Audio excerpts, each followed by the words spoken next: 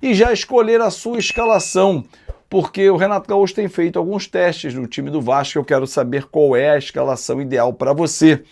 Vai reforçar a marcação? Tietê e Hugo Moura na zaga Cuesta ou Saldívia? Enfim, quero saber a sua opinião. Comenta aqui, porque é super importante para o nosso canal. Se tiver a função hype, hype o vídeo e manda para geral. Bom, nessa temporada o Vasco tem sido um convite aos adversários, né? E eles têm ido à nossa defesa, invadido o nosso sistema defensivo com extrema facilidade, com gosto, né? Às vezes até com requinte de crueldade. Pois bem, Renato Gaúcho detectou o que todos nós vimos, mas a antiga comissão técnica não conseguia ter essa capacidade de observação e de mudança de direção e principalmente de esquema tático, e nós fomos o tempo todo bombardeados e perdemos vários jogos. Por isso, inclusive, que estamos na zona de rebaixamento e na lanterna do Campeonato Brasileiro. Mas 4 rodadas já foram embora. Agora é olhar para frente. E para olhar para frente, o Renato Gaúcho faz a opção de reforçar o meio-campo. E para mim ele está certo. Talvez a escolha do Tietê não seja a melhor. Eu iria com Hugo Moura, Barros e Thiago Mendes. Rojas à frente. E na frente 2 atacantes. Não sei se essa será a formação escolhida por ele. Mas reforçar o meio-campo e proteger os nossos zagueiros é fundamental. Quem na zaga? Cuesta ou Saldívia? Quem vai no sistema defensivo ao lado do Robert Renan? Paulo Henrique ou Puma na direita? São as dúvidas aí para a gente montar esse time do Vasco da Gama. Eu, Fábio Azevedo, iria com Léo Jardim, Puma, está numa fase melhor do que o Paulo Henrique, Saldívia, Robert Renan e Piton, Hugo Moura, Barros, Thiago Mendes e Rojas, Andrés e Spinelli.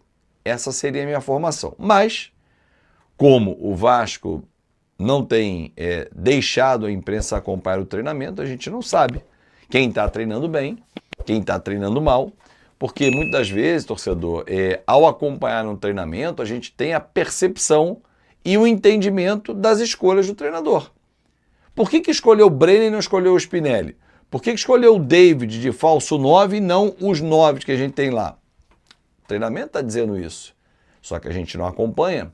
Infelizmente, não é só o Vasco, muitos clubes hoje adotam esse tipo de coisa. Enfim, ruim para nós, porque nós não conseguimos levar essa informação para você. Enfim, fato é que o time do Vasco se prepara para jogar amanhã contra o Palmeiras. Tem mais uma sessão de treinamento hoje, mais um dia para o Renato fazer alguns ajustes. Ontem o Santos empatou com o Mirassol, quer dizer, somou o ponto e é o clube que está ali agarrado com a gente também. Precisa começar a vencer, né? O Vasco precisa fazer uma sequência de bons resultados. Ah, Fábio, mas amanhã é o Palmeiras, domingo é o Cruzeiro fora, depois é o Fluminense no Rio, depois vem o Grêmio. Qual é a molezinha que existe no futebol brasileiro, no Campeonato Série A? É tudo jogo duro. Ah, não, Vitória vai ser maneiro. É? Ano passado não foi, não. Ano passado a gente tomou lá. Esqueceu? Pontos importantes. Ah, o Ceará foi rebaixado, a gente perdeu pontos em casa. Fundamental, torcedor, nesse momento, é ajustar a casa, né, a casinha, a cozinha, e voltar a vencer. Ter o gosto pela vitória. Os jogadores do Vasco precisam ter esse gosto pela vitória. O que esperar do Renato Gaúcho? Ele tem feito grandes trabalhos, à exceção de 2024, realmente, que ele não foi bem no Campeonato Brasileiro, mas o Renato tem feito grandes trabalhos à frente das equipes. Grêmio, Fluminense, Flamengo. Ah, mas ele não suportou a pressão no Fluminense. Cara, não sei. Foi isso só? Foi um acúmulo de coisas? Uma série de fatores, né? O estresse mental naquele momento. Mas eu vi um Renato revigorado na entrevista coletiva dele de apresentação. Vi ele disposto, sangue nos olhos. Vi ele querendo. fazer a coisa acontecer. E acho que aí faz total sentido. Que o Renato tem uma grande estreia amanhã, comandando o Vasco, que a gente consiga vencer o Palmeiras. O Palmeiras vem com o time reserva, com o time misto, com o time titular, não importa. É o Palmeiras, que é um elenco muito forte.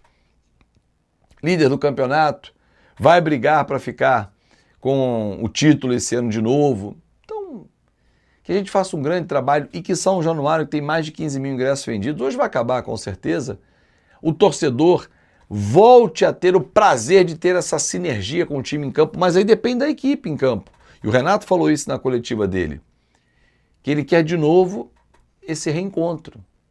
E não depende de nós, Renato, você sabe bem disso, depende do campo. E ele falou que vai cobrar. E eu tenho certeza que sim, o perfil do Renato é esse, de cobrança, de trazer para perto. Vai dar certo. Eu estou levando fé nesse trabalho e que o Vasco consiga uma arrancada na temporada, né, no Campeonato Brasileiro, desgarre, porque vai ser uma corrida curta. Se você pegar de amanhã até o final de maio, que é quando para o Campeonato Brasileiro, tem mais 14 rodadas pela frente. Não pode bobear. Não pode bobear. Não tem o direito mais de bobear. Já bobeou pra cacete. Agora é pé firme, pé embaixo, acelerar e ter inteligência para que os ensinamentos da comissão técnica do Renato sejam colocados em prática já a partir do jogo de amanhã.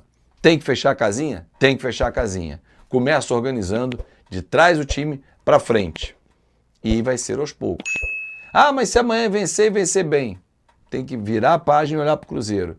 E fazendo sempre assim, girando, até que distanciamos, não temos mais risco, estamos jogando legal, estamos conseguindo organizar o sistema defensivo. É isso. E o Renato tem feito bons trabalhos nas suas equipes, organizado de forma equilibrada os seus times. Que tal? Hugo Moura, Tietê, Cuesta ou Saldívia? Na frente, Breno e Spinelli? Manda o seu time nos comentários que eu quero ler. Direto e reto com a retificação neste vídeo que se faz necessária. Para quem acompanhou hoje o nosso café, eu trouxe a informação de que o Vasco teria duas empresas negociando em paralelo, né? Dois investidores negociando a compra da SAF do Vasco. A informação que tinha recebido na última segunda-feira dava conta nesta negociação, né, desta direção. Mas hoje conversei com algumas pessoas ligadas ao Vasco, ao mercado como um todo, e fui informado de que essa segunda empresa, a qual a fonte se referiu para mim ontem, ela já ficou pelo caminho há muito tempo. Houve inclusive uma comparação como se fossem os cavalinhos do Fantástico, em que o Lamáquia disparou e quem vinha atrás ficou pelo caminho, ou porque perdeu interesse, ou porque viu que não teria fôlego para debater, ou discutir, ou chegar perto do que o Lamáquia já vem fazendo, as empresas, né, as pessoas com quem a equipe do Marcos Lamáquia vem tocando com o Vasco da Gama. Então eu peço desculpas a você, torcedor vascaíno, porque eu trouxe uma informação errada no Café Vascaíno desta manhã, retificado aqui, e trago detalhes, porque conversei com muitas pessoas hoje sobre esta negociação. Segue muito avançada, o Marcos Lamáquia demonstra muita empolgação com o projeto do Vasco da Gama, a diretoria do Vasco, a parte do Vasco, demonstra muito otimismo no fechamento desta negociação, que ainda tem etapas a serem cumpridas, né? Diria a vocês hoje, torcedor, que nós caminhamos, né? Nós, quando eu digo a negociação, caminhou em 60%. Né? Agora a parte final, os 40%, não são tão acelerados como os 60% iniciais, porque tem uma série de desdobramentos, de detalhes. Vou dar um exemplo. Vai comprar um novo terreno para o CT? Vai aproveitar o atual? Reformar? Quanto tempo? Valor de investimento? Qual é o valuation hoje? Vai ficar só pela dívida, mais investimento? Enfim, tem uma série de detalhes, e são detalhes importantíssimos e pesados, além dos ritos internos, para que o Vasco da Gama apresente aos seus sócios, né, um novo investidor. Investidor esse que vai entrar em acordo com a ECAP. Essa é um otimismo também em relação a negociação das partes envolvidas, de que não haverá problema para o entendimento com a EQEP e a indenização que ficará por conta desse investidor, e tudo caminha para que Marcos Lamáquia faça essa operação. Então hoje é impossível dizer o valor exato. A dívida hoje na RJ está na casa de 700 milhões de reais, que pode ser antecipada desde que haja o interesse do investidor, se ele quiser descapitalizar, o que não é muito provável, mas ele já sabe também todo o ritual de pagamento, todo o cronograma, ele já tem, porque a RJ possibilita isso, o que facilita também para o novo investidor, porque ele já sabe quanto vai ter que desembolsar ano a ano para efetuar os pagamentos, enfim, isso aí ele já sabe também. Não há mais dívidas ocultas, se você lembrar de uma entrevista exclusiva que o presidente Jorge Salgado à época me deu, ele disse que existiam dívidas ocultas na casa de 200 milhões de reais, não existem mais essas dívidas ocultas, todas estão jogadas dentro do processo da recuperação judicial, então há até um entendimento de que possa pular, né, um aumento na SAF de 70% para 90% das ações, mas é uma discussão que está se tendo, enfim, se o Vasco vai manter 30%, se engloba mais 20% e aumenta o valor, tem os valores dos ativos hoje, enfim, tem uma série de discussões rolando. Paralelamente a isso, a diretoria da SAF segue no mercado em busca do patrocinador master. O que eu pude apurar com pessoas ligadas ao Vasco e todas me disseram a mesma coisa. Nada tem a ver a negociação com o investidor, que pode ser sacramentada no final desse mês, final de abril, maio passar no Conselho Deliberativo, depois na AGE, todo o rito feito até a Copa do Mundo, um exemplo, sacramentou. Nada tem a ver com patrocínio master, porque o departamento comercial vem sendo cobrado, inclusive o CEO Carlos Amodeu também, para que haja uma negociação, um desfecho. Informação que eu trouxe de manhã e ratificada com quem conversei hoje, foram várias pessoas de diversas áreas ligadas ao Vasco ou ao mercado publicitário também. As bets deram uma recuada, então o dinheiro das bets não está mais jorrando. A BID, que já conversou com o Vasco, hora recua, hora volta, não morreu essa negociação com a BID, porém um incremento de uma fábrica no Brasil está tomando um pouco mais das atenções dos executivos. O próprio name right, a compra no name right, segundo foi noticiado, em São Paulo, com o São Paulo, no Morumbi, né, que poderia mudar e seria Morumbi ID. Enfim, então isso tudo está tomando um pouco do caminho, mas o Vasco continua buscando opções e não pode deixar esse dinheiro na mesa. Hoje não há assinatura com o investidor, então esse dinheiro se faz necessário. O empréstimo que tinha uma previsão de acontecer um novo empréstimo para esse ano, provavelmente não vai ter necessidade, além da venda do Ryan, do dinheiro que entra no orçamento do Vasco, tem também o aporte que virá quando finalizar essa operação, e há uma grande expectativa e um grande otimismo dentro do Vasco, que da forma como foi caminhando, da forma como foi acelerando todo o processo, que o Marcos Lamáquia assine esse contrato com o Vasco da Gama, né? Ele vem participando, inclusive, ativamente de reuniões e encontros com o Vasco. Retificando a informação que eu trouxe pela manhã, não há uma segunda empresa nesse momento. Já aconteceram reuniões, mas as empresas ficaram para trás no processo e o Marcos Lamáquia é quem está realmente, nesse momento, tocando o trabalho, né, com o Vasco da Gama. Fechado? Peço desculpas a você, trouxe uma informação errada, mas aqui a gente não tem nenhum problema em retificar a informação, ao invés de colocar para debaixo do tapete. Não falei, vão deixar para lá. Eu trabalho de forma diferente. Bom, prometi no vídeo hoje mais cedo também falar sobre a composição do Conselho de Administração da SAF, que tem o presidente Pedrinho, tem o Felipe Passos Elias como conselheiro representante do Vasco da Gama e o Cristiano Campos. Cristiano Campos vem substituir o Paulo César Salomão, né? O Paulo César que teve que sair, né? Porque ele foi a desembargador, então ele não podia ter nenhum vínculo com uma empresa. E provisoriamente, atenção para o termo, né? Provisoriamente, de forma fazendo uma transição, o Cristiano Campos foi convidado, ele que é um empresário do ramo de saúde, ele foi convidado e aceitou. Cristiano Campos compõe a Sempre Vasco desde o início, ele é cofundador com o Edmundo né, da Sempre Vasco, que foi a chapa que elegeu o presidente Pedrinho, é daqueles caras que ficam ao lado do presidente, é um braço direito, é um assessor do Pedrinho, então ele está nessa transição, fazendo parte do conselho de consultores, né, da SAF. Tem um nome exato, vou até pegar aqui o nome exato para poder não falar. Conselho de Administração. Pronto, Conselho de Administração da SAF do Vasco da Gama, inclusive está no próprio site do Vasco.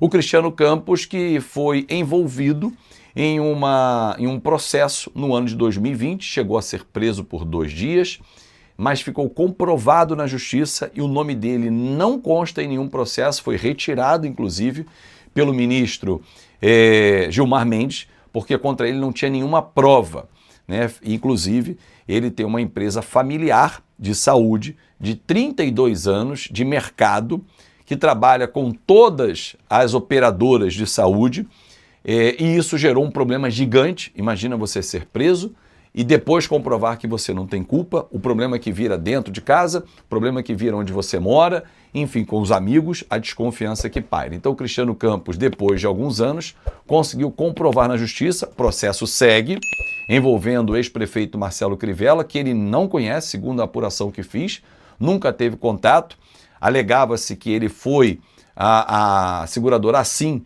para fazer uma cobrança indevida, inclusive processou assim, ganhou o processo. Então são informações que eu fui buscar, porque eu recebi muitos cortes, né, muitos prints, e eu falei, cara, deixa eu entender quem é a pessoa, o conheço, mas não tem nenhuma intimidade, mas fui entender e conversar com pessoas do mercado e com pessoas da justiça. Afinal de contas, temos que fazer justiça, né, e trazer os fatos e não os fakes. Quando eu erro, eu venho a público pedir desculpas a você, como fiz no início do vídeo, e agora acho que é justo trazer para você quem é o Cristiano Campos, que é formado em comunicação, atua na área de administração, de novo, nesta empresa familiar que tem 32 anos de atividade, trabalha no ramo da saúde, com todas as operadoras de saúde, inclusive a própria Assim, processou a Assim por conta de toda essa questão, ganhou a ação em todas as instâncias, só que o estrago é aquela coisa, você é condenado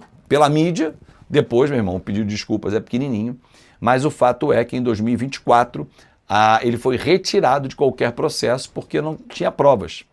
Então acho bom trazer isso para o torcedor, porque eu vi muita desconfiança, pessoas apontando o dedo, né? Pô, Fábio, aí, esse cara aí, quem é esse cara? Foi preso.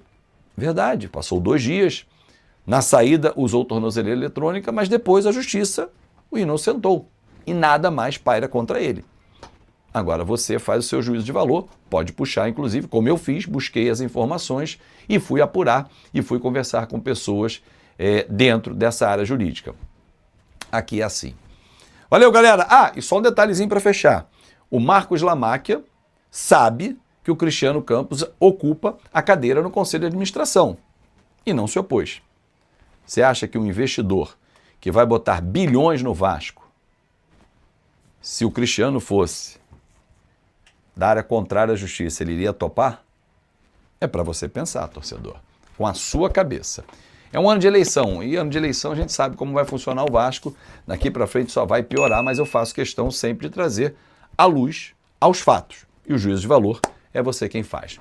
Minha rapaziadinha boa, mais um giro de notícias importantes aí pra você ficar atento e atenado sobre tudo que tá sendo falado no Vasco da Gama. Peço humildemente pra você dar o like nesse vídeo, se inscreva no canal, ativando o sino das notificações pra não perder nenhum conteúdo quando a gente postar vídeo novo por aqui.